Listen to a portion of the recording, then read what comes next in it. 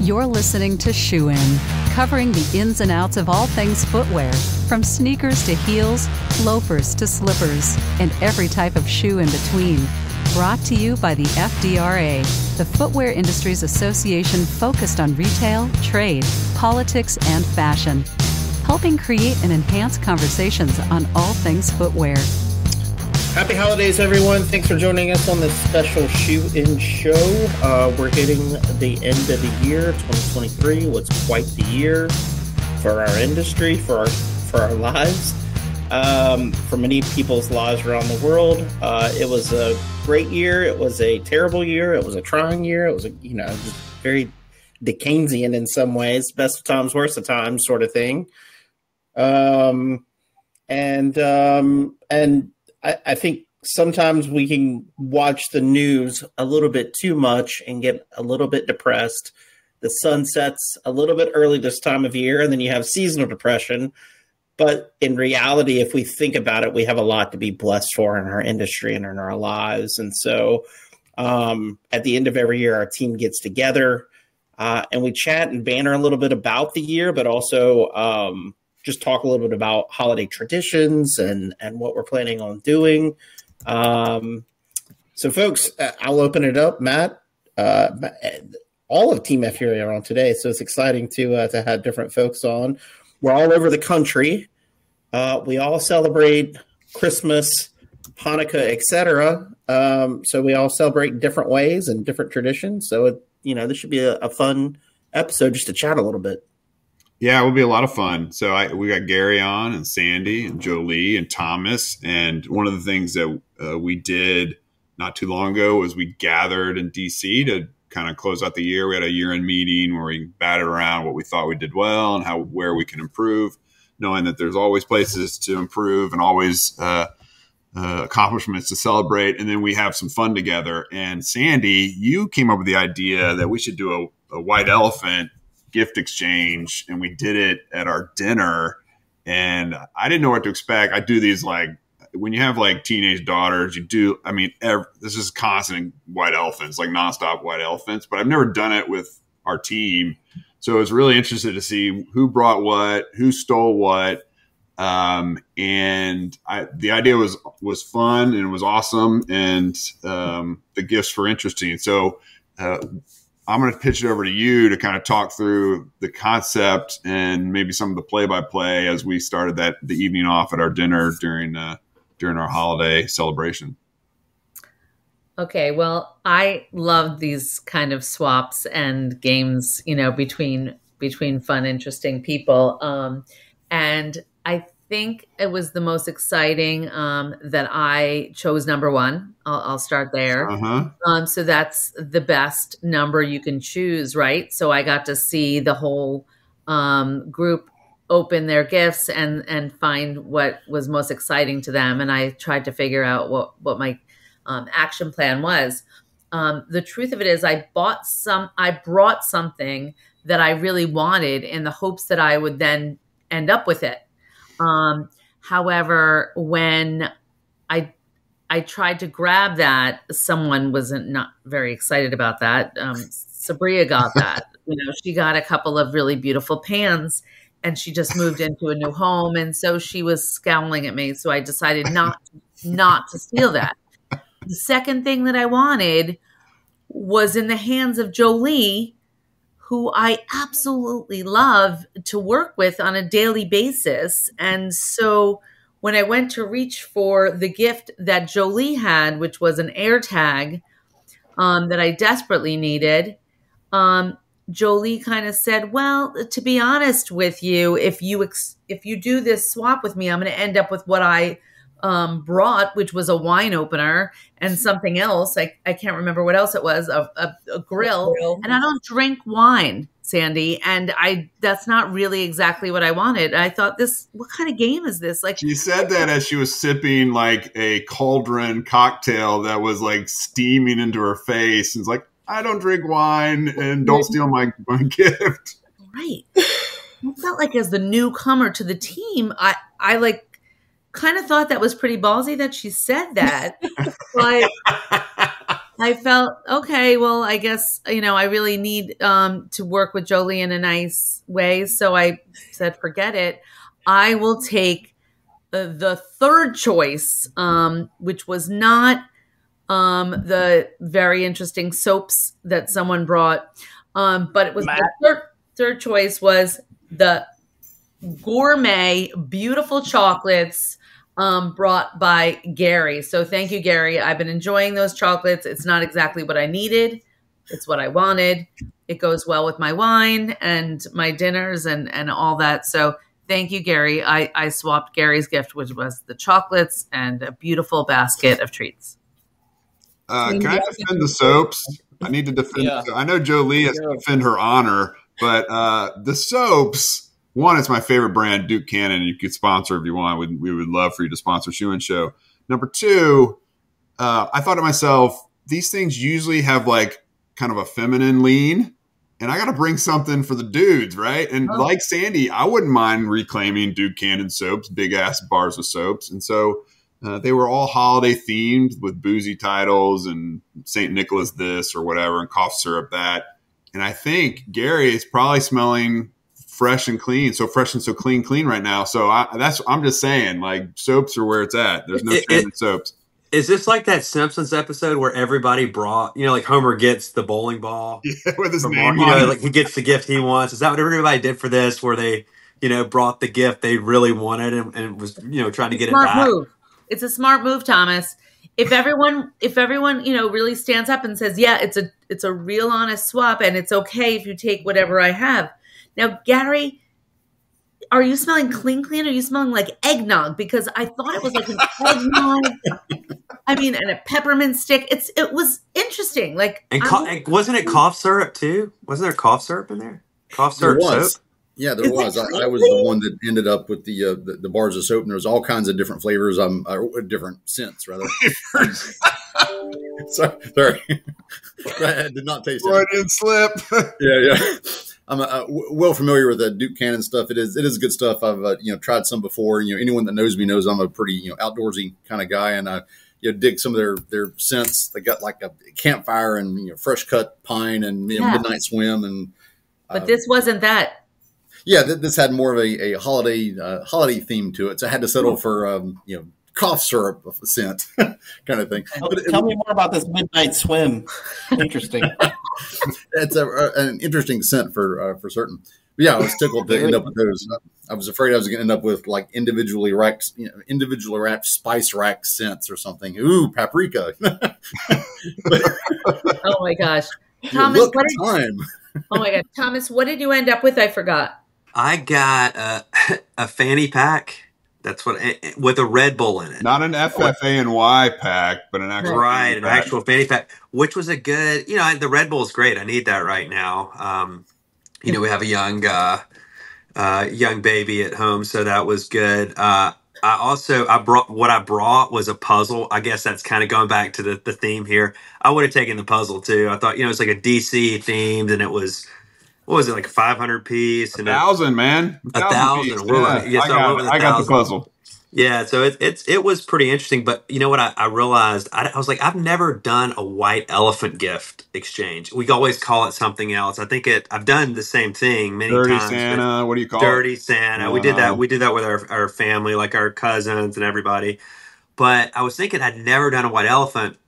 And then I was decorating the Christmas tree. We were putting some ornaments on, and I found a white elephant. So I'm thinking that must have been like a good dad joke, literal. I should have brought that. I should have taken the ornament and given it. And then I think, somebody like Gary would have really appreciated getting the white elephant, the literal white elephant gift.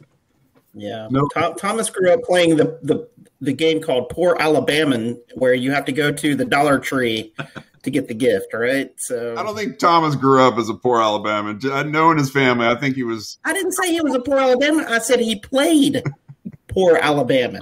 All right? Everybody played the Dollar Tree store. Trust me. I hate the Dollar Tree. If hell's personalized, I would be in the Dollar Tree if I went. What are you talking about, man? We want the Dollar Tree is the worst place ever. Jolie, you need to defend your honor because you haven't spoken yet, and I want to give you let you get a word in edgewise. Sandy, just know next year I will be getting you a 4-pack of ear tags. But She's no, going to secretly plant them on you so she can track you everywhere you go. right? So I know which meeting she's at in the city for sure. That's right. But no, So, yeah. Huh? What did you end up with? So I ended up with the air tag. It was the first thing I picked and I was very happy with it. But I brought the wine opener and the grill. My logic was everyone wants kitchen stuff. And I would have wanted that. I know people wanted the pan. So I think next year I'll probably stay within kitchen stuff, you know?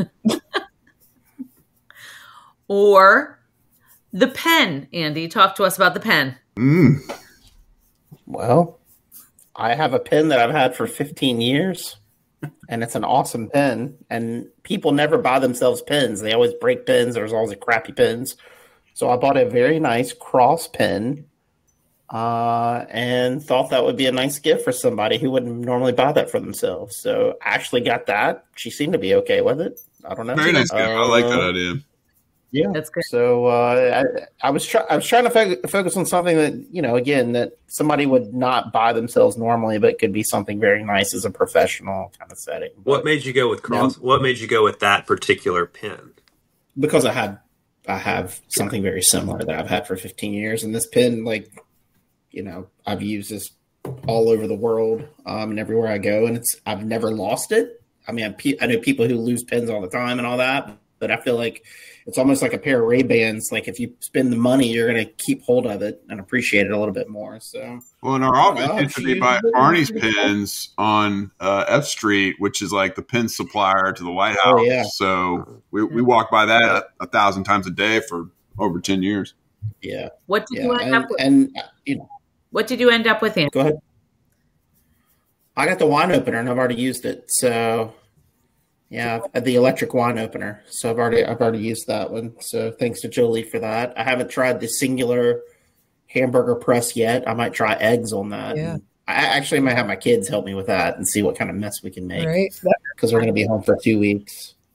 And if anybody out there wants to start a business with me, let me know. But I would love to start Christmas camp where we take children for a week and charge $1,000 and just play around and have a good time with the kids. But you could literally make $50,000 in 1 week because every parent would spend the money to get them out of the house.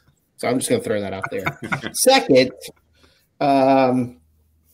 Matt's puzzle. Thomas, you don't want that puzzle. And let me tell you why you don't want that puzzle, because it's already inaccurate with they changed. I was going to say the same and the Wizards moving out of Washington, D.C. and creating a huge crater in the middle of the city of a sinkhole of some ways. Maybe the city at this point wants it to be a sinkhole and just go away. But they're putting it on a 2-lane road out in Virginia. Yeah. Hey. As of this recording, let's see, when you're listening to this, it may have moved back. Who knows what I think it is happening. Leonsis and Governor Youngkin have been tight for many, many years. And so I think it's totally happening. Listen, it'll be interesting because there'll be water taxis from the wharf all the way over there. That's how people are going to get across. They'll have like a little water landing and water taxis, and it'll be a booze cruise before you even get to the game. It'll be awesome. It's a great spot. And that part used to be Washington, D.C. anyway. It's not like it's going out to Loudoun or to Prince William or way out to.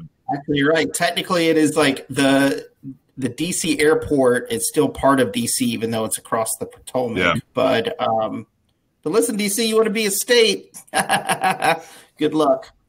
You don't have the sports teams you used to, so that's not really working out for you. But and if you come to town after this, I don't know how the metro is going to operate. But they're doing a ton of improvements for that one stop.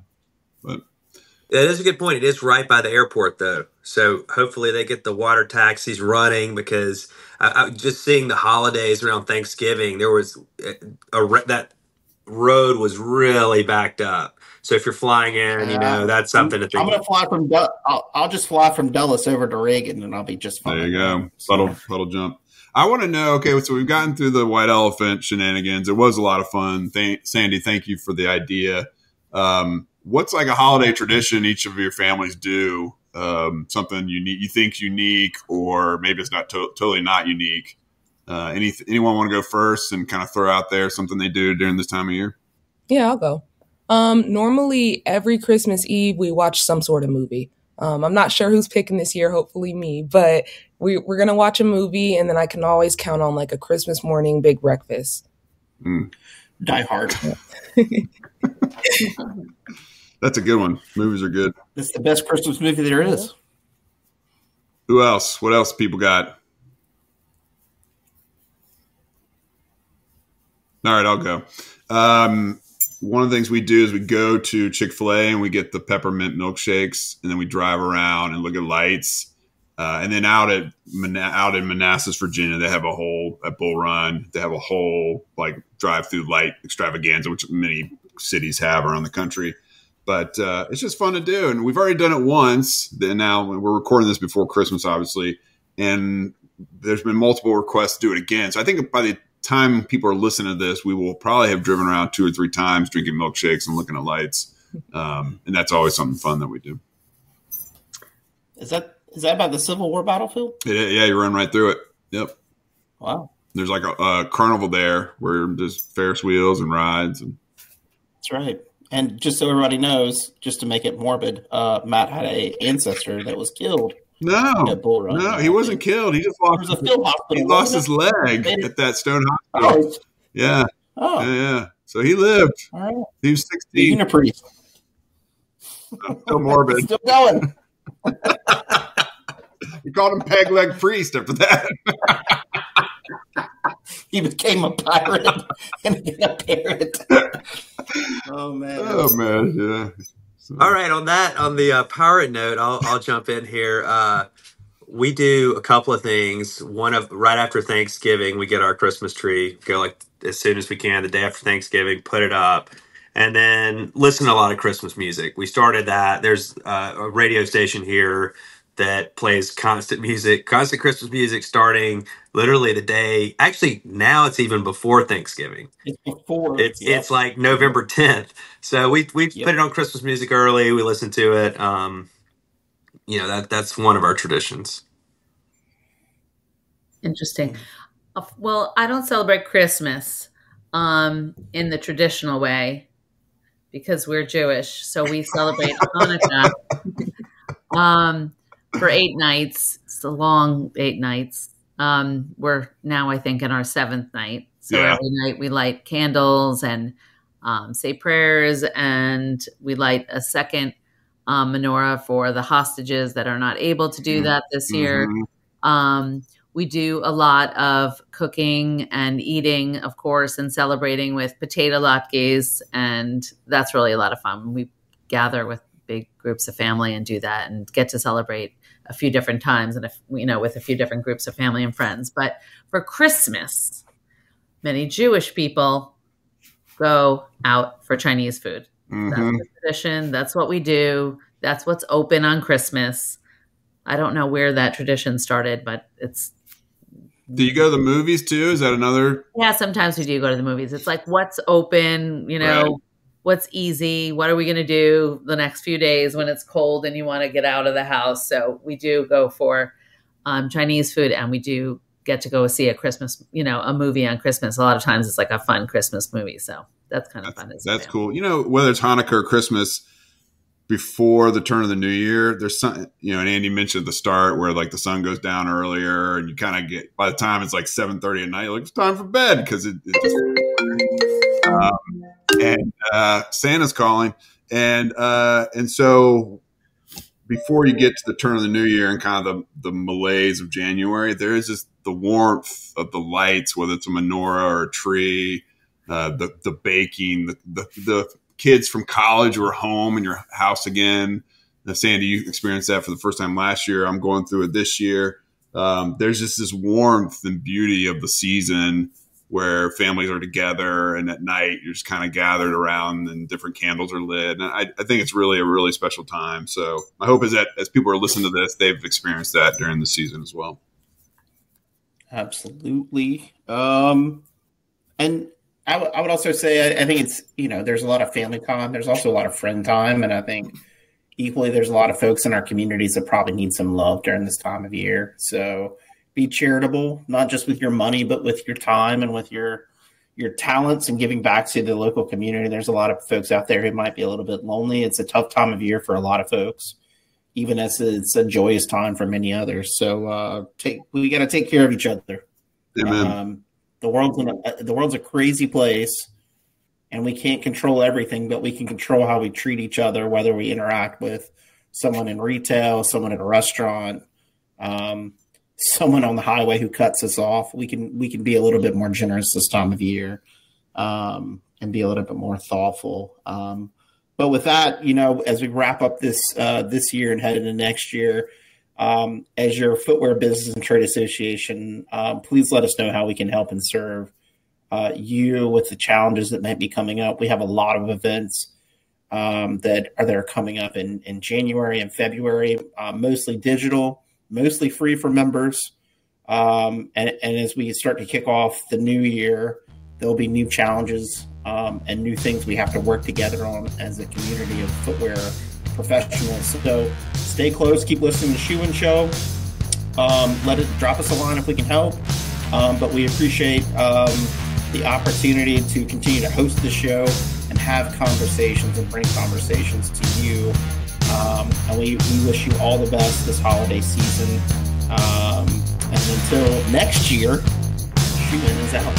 Shoe-In has been brought to you by the FDRA, the Footwear Industries Association focused on retail, trade, politics, and fashion, helping create and enhance conversations on all things footwear. For information about FDRA, visit fdra.org.